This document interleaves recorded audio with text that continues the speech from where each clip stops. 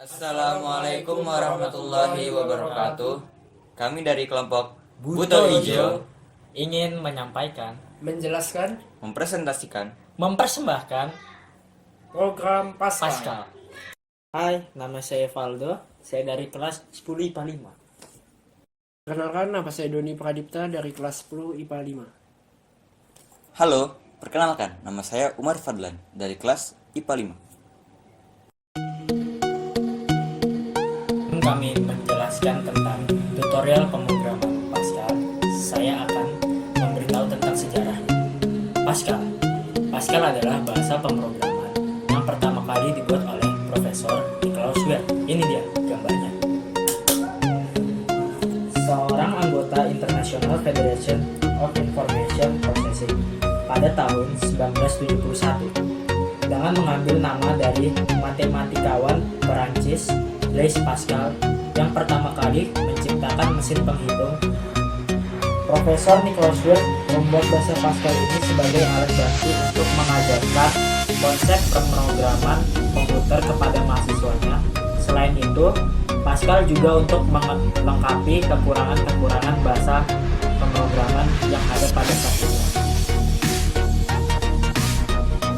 Itulah sejarah singkat tentang Pascal yang dapat saya jelaskan pada saat ini.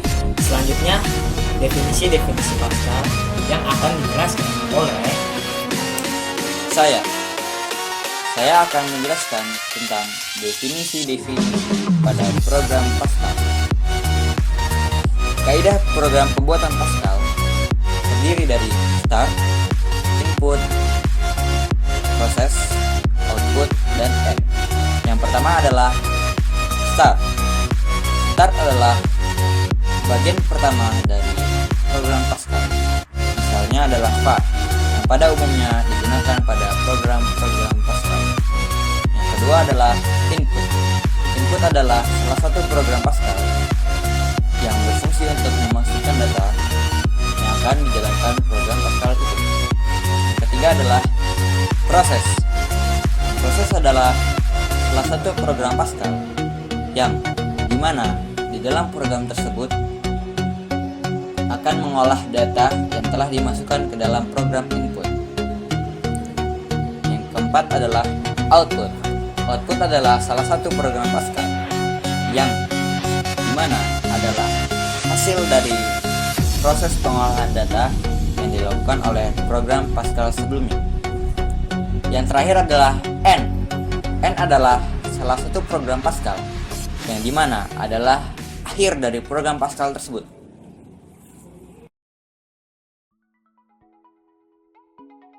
Assalamualaikum warahmatullahi wabarakatuh.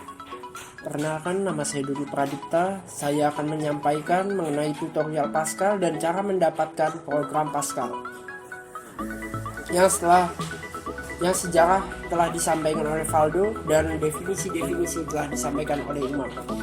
Ya, saya akan menjelaskan bagaimana sih kita bisa mendapatkan program Pascal tersebut dan bagaimana caranya kita menghasilkan suatu program dengan menggunakan Pascal ini. Ya, saya akan memberikan satu contoh buat Anda. Misalnya, cara mendapatkannya terlebih dahulu. Cara mendapatkan program Pascal ini kita dapat mendownloadnya di Mozilla Firefox, Google Chrome, atau Windows Store. Yang setelah di-download akan bisa diinstal di PC ataupun laptop Anda. Setelah di-download ataupun diinstal di PC ataupun laptop Anda, maka program akan muncul di desktop, laptop, ataupun PC Anda. Setelah itu, saya akan memberikan cara penggunaannya atau memberikan satu contoh penggunaan Pascal ini buat Anda. Pertama-tama kita dapat membuka Pascal yang sudah di-download dan diinstal di laptop ataupun di PC Anda. Setelah kita membuka, kita dapat mengklik file, kemudian new. Nah, setelah itu akan tersedia kolom biru yang kosong, yang dimana kita dapat menggunakannya dengan menulis syarat-syarat untuk terbentuknya suatu program yang terurut dan sistematis. pertama-tama menuliskan var yang artinya start. Kemudian variabel A yang merupakan variabel 1, variabel B yang artinya variabel 2, jumlah 1 yang dapat kita tulis dengan suatu angka yang sudah kita tentukan. Kemudian jumlah 2 adalah angka lain yang akan dituliskan pada suatu program yang ingin kita tentukan sesuai hati nurani kita. Kemudian kita dapat menulisnya integer yang berarti di dalam program Pascal ini menggunakan tipe data berupa bilangan bulat. Artinya program ini pada saat ditampilkan di CMD atau command prompt akan menghasilkan suatu bilangan yang tidak ada komanya atau suatu bilangan bulat, misalnya 1, 2, 3 dan lain sebagainya. Setelah itu kita dapat mengakhirinya dengan titik koma, yang dimana titik koma ini adalah mengakhiri suatu kalimat yang ada pada program tersebut, suatu baris tersebut maksudnya.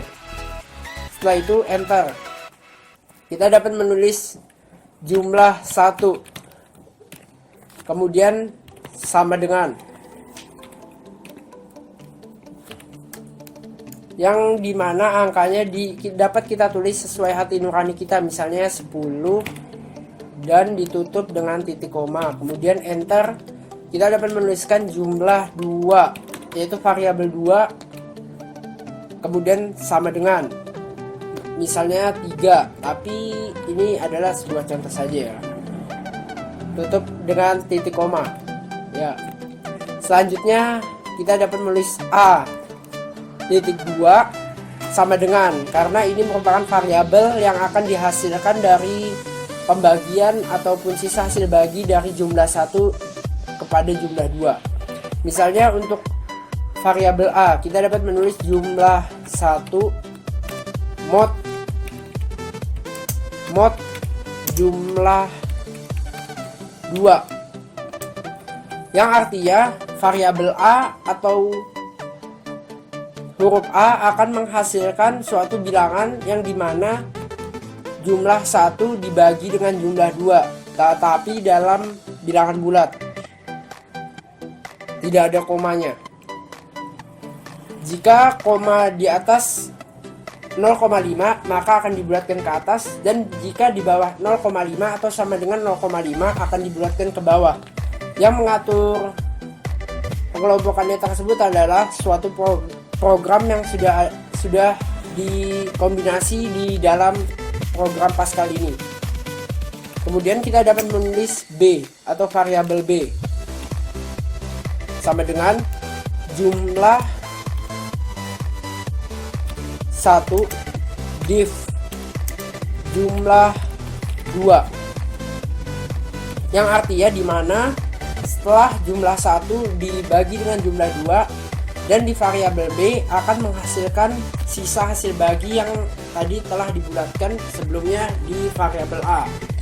Kemudian setelah menulis variabel A dan D, kita dapat menulis return yang berfungsi untuk program ini menampilkan suatu output yang telah kita tulis yang sebelumnya telah mengalami proses input dan start yang sudah ditulis di Pascal tersebut, dan output akan ditampilkan di CMD atau dapat disingkat command prompt.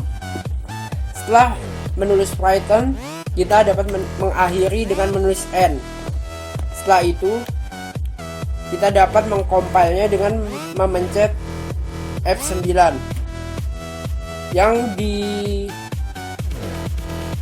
dilakukan pertama adalah men-save filenya yang telah kita buat. Selanjutnya kita memberi nama sesuai hati nurani kita, misalnya saja contoh. Nah, setelah itu kita memencet OK, maka otomatis akan tersimpan di dalam PC ataupun laptop kita sebagai program yang pernah kita buat. Selanjutnya, catatan, jika menemukan total error 5 2, 4 atau lain sebagainya, maka itu belum dikatakan berhasil, tetapi dikatakan gagal. Karena dimana jika suatu program sukses itu menghasilkan total error 0. Sekian tutorial Pascal dari saya. Sekian presentasi mengenai tutorial Pascal dari kelompok kami.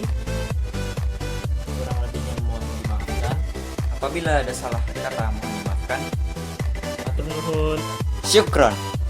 Thank you. Wassalamualaikum warahmatullahi wabarakatuh.